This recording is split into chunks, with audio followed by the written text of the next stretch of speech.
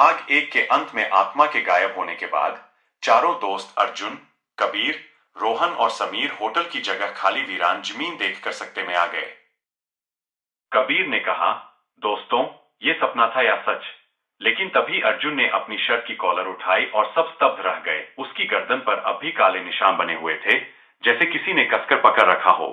यानी यह सब कल्पना नहीं था। चारों ने घाटी से बाहर निकलने का फैसला किया, लेकिन जैसे ही वे गांव के करीब पहुंचे, वहां के बुजुर्गों ने उन्हें रोक लिया। एक बूढ़ी औरत बोली, तुम लोग झोपड़ी के अंदर गए थे, है ना? अब तुम चारों श्राप का हिस्सा बन चुके हो। घाटी तुम्हें कभी नहीं छोड़ने दे। रोहन ने गुस्से में कहा, हम क्यों? हमने तो कुछ गलत नहीं किया।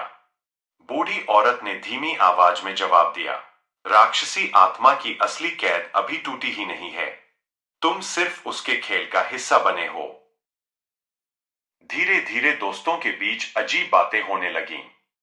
अर्जुन रात में नींद में उठकर कहीं चला जाता और सुबह कहता कि उसे याद नहीं। कबीर को हर परछाई में अपने पीछे कोई चलता नजर आता। रोहन को लगातार पानी में अपना अक्स दिखता जिसमें उसका चेहरा नहीं होता। समीर के कान में बार बार वही आवाज गूंजती, समीर, तुम ही मेरी कुंजी हो। अब उनके बीच शक की दीवार खड़ी हो गई। क्या इनमें से कोई आत्मा का हिस्सा बन चुका है?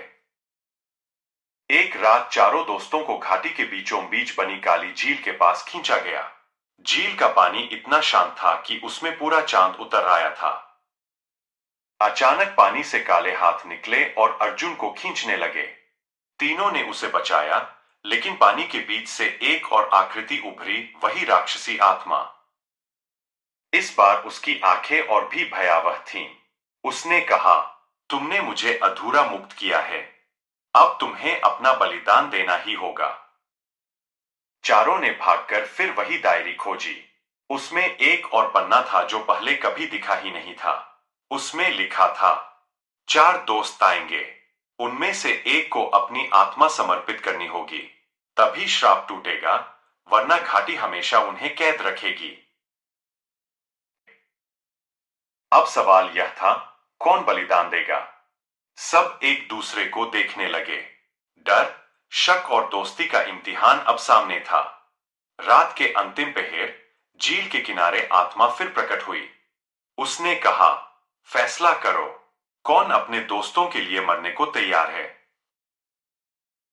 समीर अचानक आगे बढ़ा। उसने कहा, अगर यही अंत है तो मैं तैयार हूं। दोस्ती मेरे लिए जान से भी बढ़कर है। वह झील में कूद गया। जैसे ही समीर पानी में डूबा, तेज चीख गूंजी और आत्मा धुएं में विलीन हो गई। झील का पानी लाल होकर शांत हो गया। सुबह होने पर घाटी सामान्य दिखने लगी। होटल वापस, लोग वापस, सब कुछ जैसे पहले हो। लेकिन अब सिर्फ 3 दोस्त थे। अर्जुन, कबीर और रोहन घाटी से बाहर निकल आए। लेकिन जाते जाते कबीर ने झील की तरफ देखा। वहां पानी में समीर खड़ा मुस्कुरा रहा था।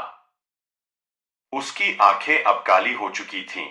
क्या सचमुच समीर मर गया था, या फिर आत्मा ने उसका रूप धारण कर लिया था? और अगर वो आत्मा अब समीर के रूप में उनके साथ बाहर आ गई है, तो असली खेल तो अब शुरू होगा। कहानी अभी बाकी है।